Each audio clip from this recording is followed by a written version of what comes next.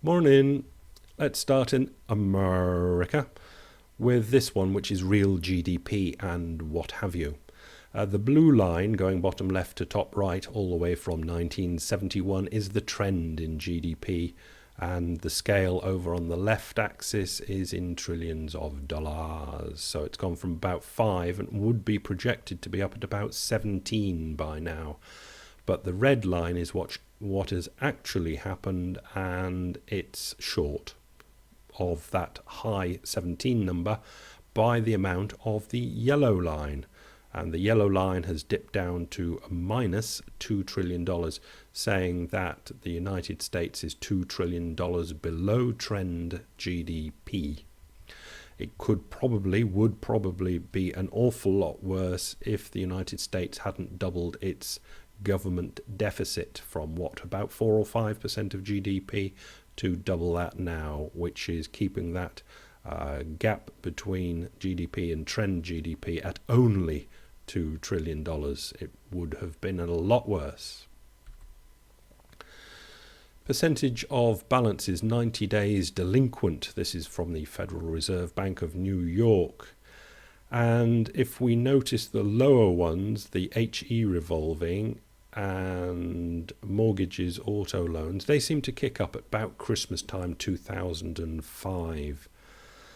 Mortgages, you can see there, are normally around 1%, 90 days delinquent. And they've come down now from being over 9%, 90 days delinquent, to only about 7%.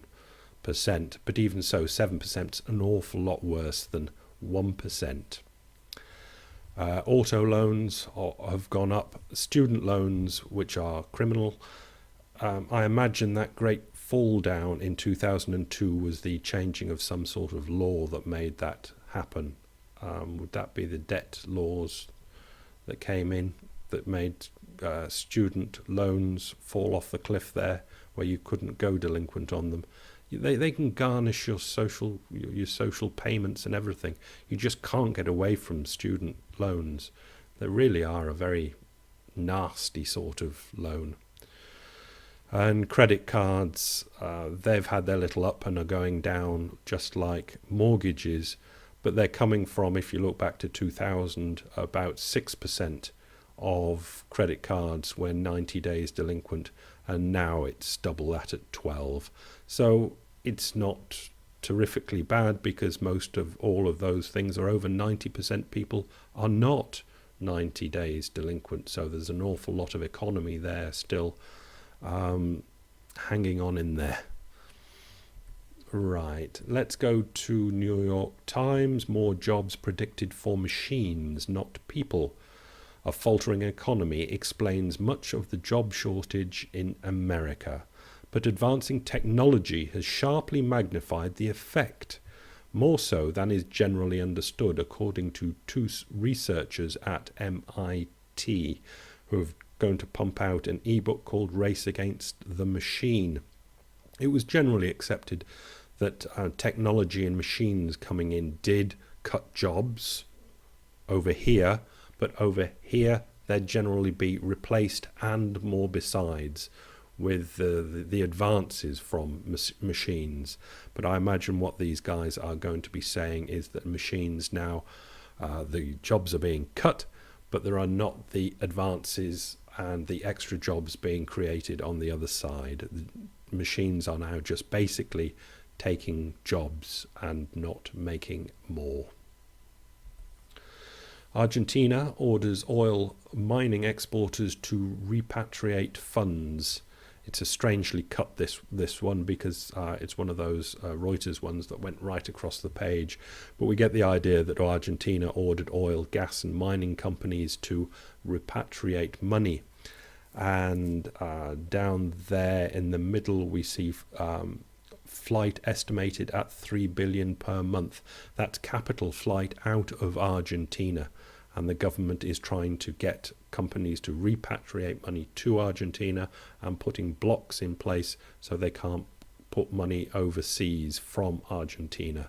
And generally when you start getting capital flight and the government is panicked enough to put resistance in place, everybody gets more panicked and there is more capital flight, and that's Argentina, which must be the second, if not second, third biggest economy in South America.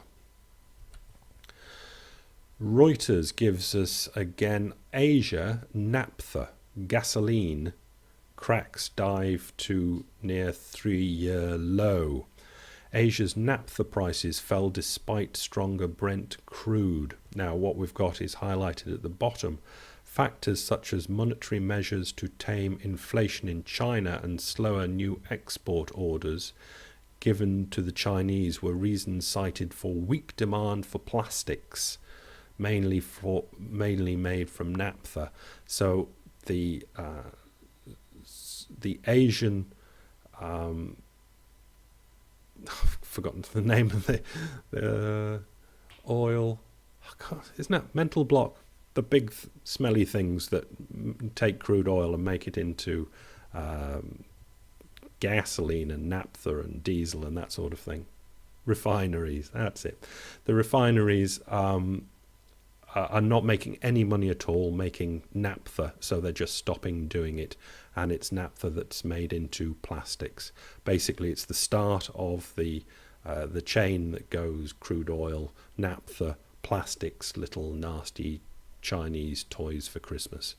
And right at the beginning of that series is now being blocked. There's no demand for the naphtha, meaning there's no demand for plastics, meaning there's no demand for little plastic toys, meaning that there's a world of recession coming.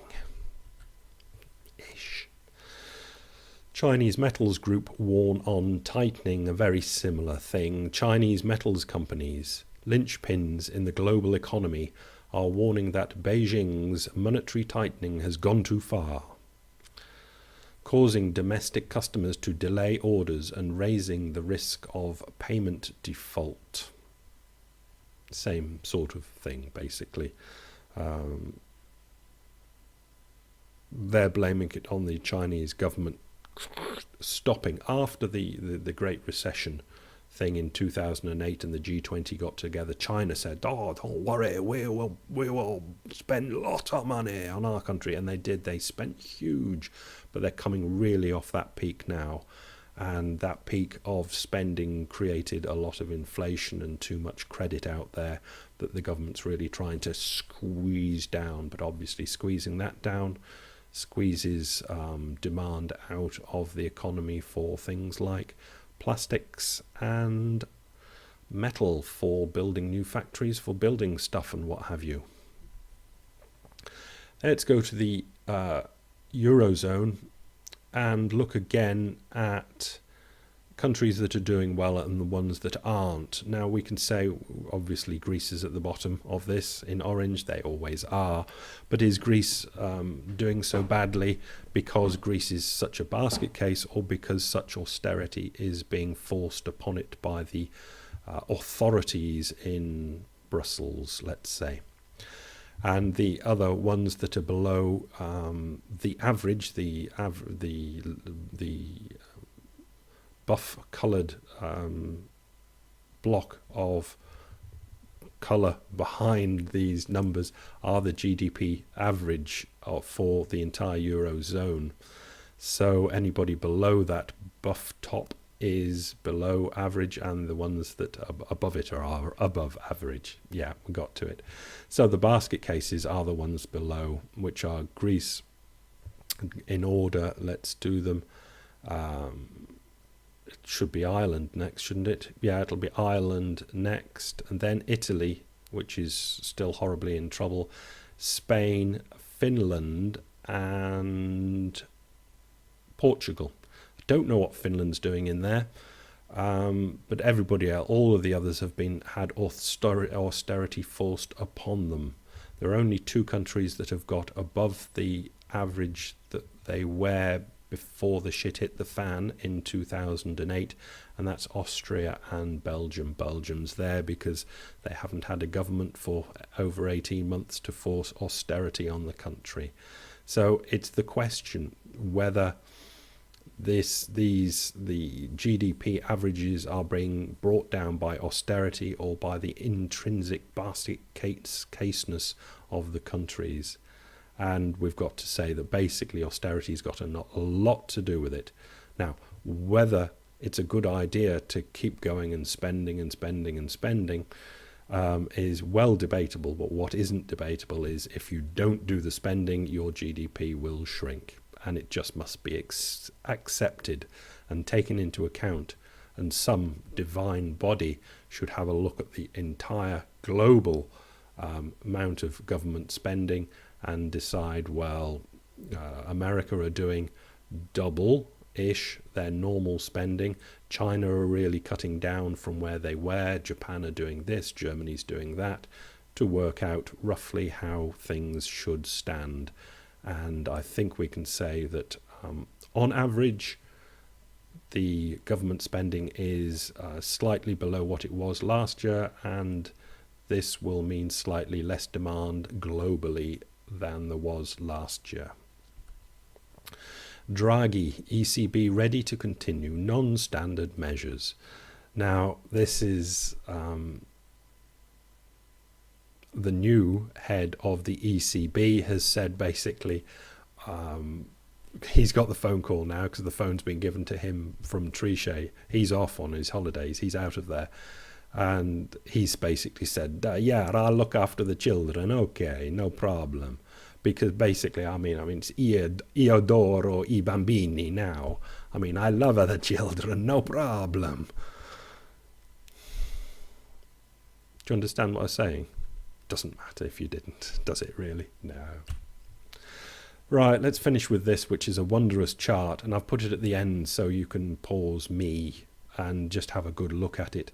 I've put the red oval and line in there and the blue oval in line and line. What we've got is world oil prices going back to 1970. The black line that's in there is basically the world price, and we can see it coming in at about $15. The 1980s, the troubles where it went up to over $70. But if we come down to my first red oval there, or the red oval, in circulating 1998, and chase the flat red line to the left over to the price, and it's $15. 1998 at $15 a barrel. And even if you chase that line down across to 1988, 10 years, that whole 10 years, the average price was what? Just over $20.